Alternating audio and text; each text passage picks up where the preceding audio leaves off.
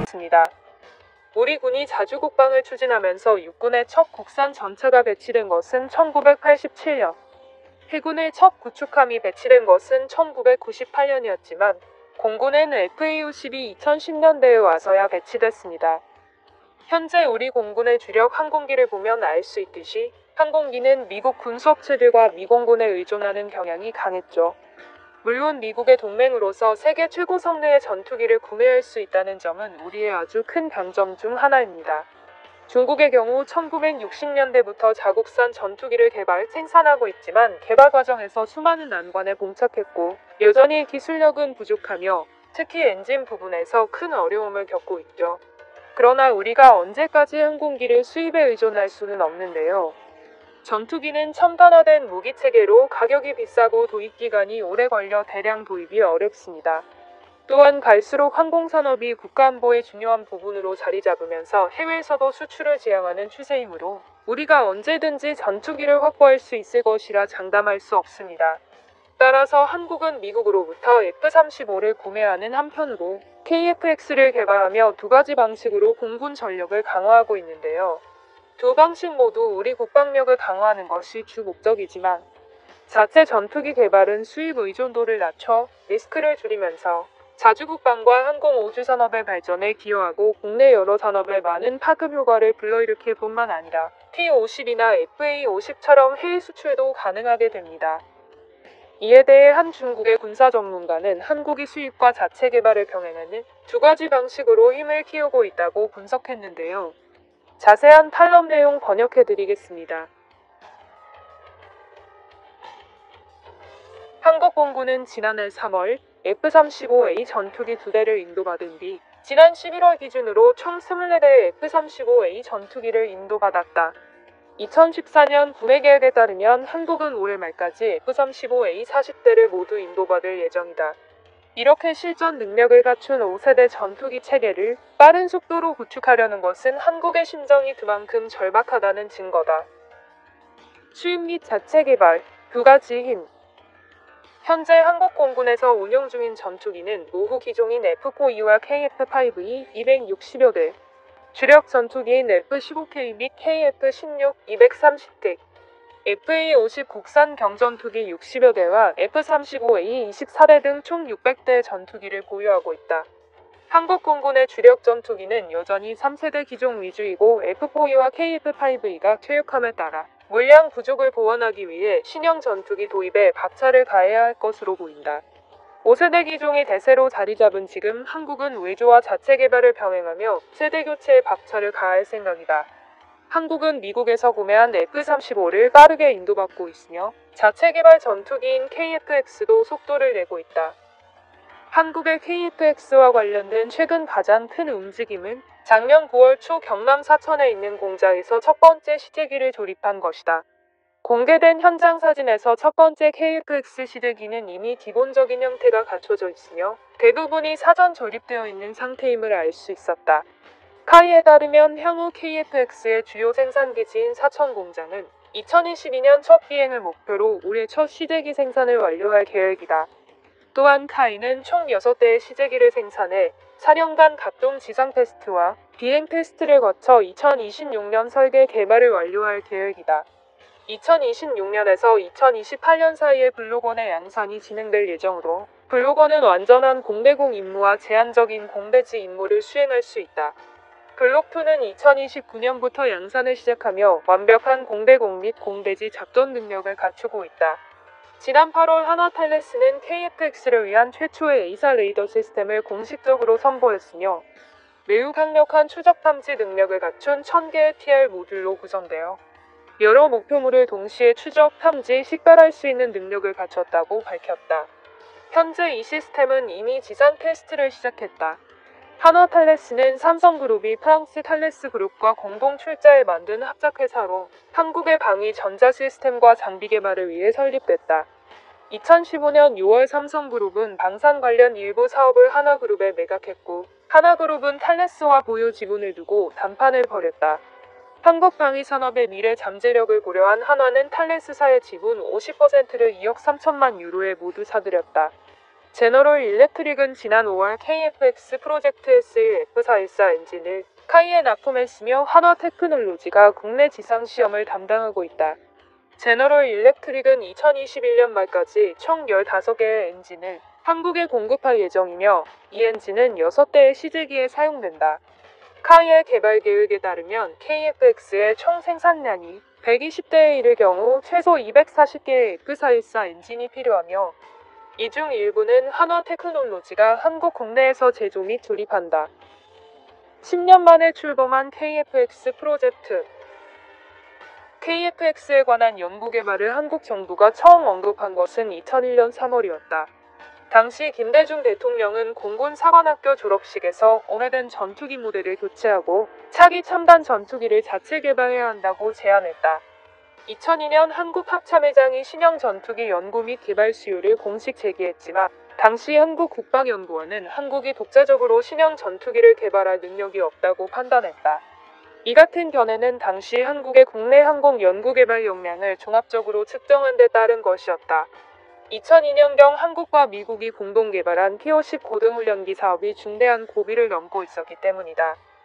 이 프로젝트는 한국의 국내 항공산업이 주도하는 최초의 완전한 군용 항공기 프로젝트로 미국 로키드 마틴사의 기술 지원을 받고 있었다. 그럼에도 불구하고 P-50은 1992년 처음 제안된 이래로 2002년 8월 첫 비행까지 무려 10년이라는 시간이 걸렸다. 한국국방연구원은 미래를 위한 차기 신형 전투기 개발은 자국 기업이 주도해야 핵심 기술을 제대로 습득할 수 있다고 믿었으며 당시 한국은 2가지 신형 전투기를 동시에 개발할 능력이 없다고 주장했다. 따라서 2002년 이후 몇 년 동안 한국은 신형 전투기를 단독으로 개발할 것인지에 대한 의견이 통일되지 않아 2008년까지 전체 계획이 한 발짝도 나아가지 못했다.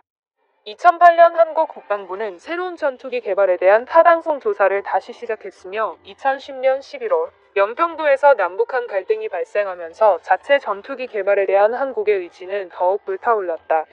KF-X 사업은 단일 항공기 가격이 해외 구매 가격을 크게 웃돌 수 있는 큰 위험 부담을 갖고 있지만 새로운 첨단 전투기 사업이 자국의 항공산업에 미치는 파급 효과가 매우 크다는 데 군과 산업계의 의견이 일치했다. KF-X는 P-50에 이은 한국의 두 번째 자체 항공기 개발 프로젝트로 보람의 사업으로 불리기도 한다. 2010년 7월 15일 인도네시아는 공식적으로 KF-X 프로젝트에 참여하기로 결정했고 프로젝트 비용의 20%를 분담하기로 했다. 인도네시아의 항공우주공사는 인도네시아 정부를 대표하여 연구개발과 일정 지분의 제조를 맡았으며 인도네시아 공군은 앞으로 최소 50대 이상의 항공기를 구매할 계획이다. 당시 터키 정부도 이 사업에 큰 관심을 보이며 20%를 투자하겠다고 약속했지만 터키는 더 많은 통제권을 원했고 결국 한국에 의해 배제되었다.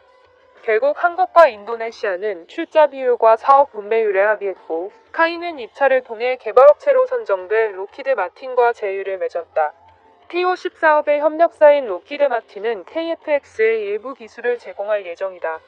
인도네시아에서는 이 프로젝트를 IFX라고 부르기도 한다. 계획에 따라 인도네시아는 프로젝트 개발에 참여할 인력을 파견하고 관련 데이터를 공유하며 일정 비율의 제조 작업을 맡게 되며 인도네시아 공군은 시제기 한 대를 확보하게 된다. 인도네시아 국내 언론 보도에 따르면 신형 전투기는 취역 후 공식적으로 F-33이라는 제식 명칭이 부여된다. 그러나 2017년 11월 이후부터 지금까지 인도네시아가 분담금을 지급하지 않고 있어 한국 측이 불만을 표하고 있다. KF-X 프로그램의 초기 목표는 현재 프랑스의 라팔과 유럽의 타이푼보다 스텔스 능력이 월등히 뛰어난 쌍발단자 5세대 전투기를 개발하는 것이었다. KF-X의 개념 설계 단계에서 한국의 유명한 대학인 건국대학교의 무기체계연구소는 KF-X의 종합 성능이 최신형 F-16보다 항속거리 50% 이상, 기체 수명 34% 이상, A사 레이더 및 고급 항전 시스템과 전자전 시스템 등을 탑재하여 훨씬 우수한 성능을 갖춰야 한다고 제안했다. 그러나 이후 한국 공군은 KF-X의 성능을 저하시켜 일정 스텔스 능력을 갖춘 4.5세대로 격화시켰다. KF-X 프로젝트에 착수했을 당시 한국 국방부는 자국의 항공기 개발과 제조 능력을 파악해 사업을 구상했다. 알고 보니 한국은 이미 KF-X 사업에 필요한 기술의 63%를 보유하고 있었고 나머지는 대외 협력을 통해 확보해야 했다. 이에 따라 한국국방과학연구소는 협력 과정에서 기술 이전을 촉진하기 위해 2012년부터 2013년까지 F-35와 유사한 C-103, 유로파이터 타이푼과 유사한 C-103 등 두 개의 KF-X 설계 개념을 제시했다. 이는 결국 미국과 협력할지 유럽과 협력할지를 결정하겠다는 의도였다.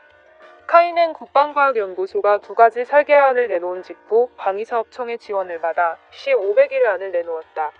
이는 단발 엔진을 사용한 작은 크기의 저비용 솔루션으로 전체 성능은 F-16과 비슷했다. 하지만 한국 공군은 안정성, 덕제 능력, 종합 성능이 뛰어난 쌍발 엔진 설계를 원했고, 인도네시아 공군도 단발 엔진은 자국의 광활한 영공에 적합하지 않다고 판단하여 C-501안은 배제되었다. 2014년 한국과 인도네시아는 F-35 전투기 구매 계약의 일환으로 록히드 마틴이 한국에 20여 건의 관련 기술을 이전하는 C-103 방안을 최종 선택했다. 그러나 A사 레이더, 적외선 탐색 추적 장비, 광학 표적 추적 장비, 전자파 방해 장비 등 4대 기술이 미국 정부로부터 이전 금지 명령을 받았다. 따라서 한국은 이 기술을 국내 연구기관이 자체 개발하거나 혹은 다른 협력 채널을 통해 확보하기로 결정했다. 한국으로서는 P-50 고등훈련기 프로젝트와 비교하면 KF-X의 개발 난이도는 전혀 다른 셈이다. 이 때문에 2001년 첫 공개 이후 지금까지 파트너십의 변화, 국내 정치적 변동, 핵심 기술 정체 등으로 인해 프로젝트가 여러 번 지연되었다. 이에 따라 2013년 5월 30일 EADS는 한국 공군이 FX 사업 3단계에서 타이푼을 구매하면 20억 달러를 KF-X에 투자하겠다고 유혹했다. 그러나 2017년 9월 한국 공군이 F-35 40대를 최종 구매하자 EADS는 즉시 모든 약속을 철회했다. 꾸준히 밀고 나가다. 카이는 프로젝트의 주역으로 이전 P-50 프로젝트의 파트너를 포함하여 다수의 협력업체들과 협력 계약을 체결했다. 한국은 특히 국제 파트너를 선택할 때 부품의 국내 제조 등 기술 이전을 요구하고 있다.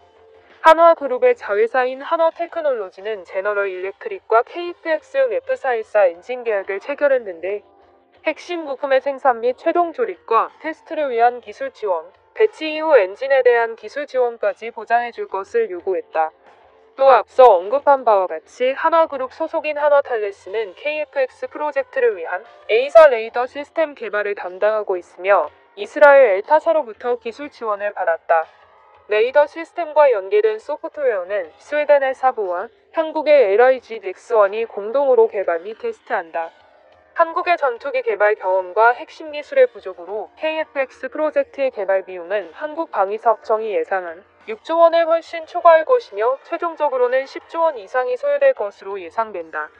이는 KF-X의 가격이 유사 수입 장비의 2배가 될 것임을 의미하며 일본이 F-2를 개발할 때와 유사한 상황이다.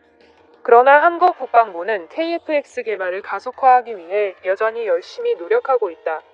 P-50 프로젝트 론칭 당시 같은 의혹에 부딪혔지만 한국인들의 끈기로 인해 P-50과 FA-50은 성공적으로 개발되었으며 좋은 수출 성과를 거뒀다.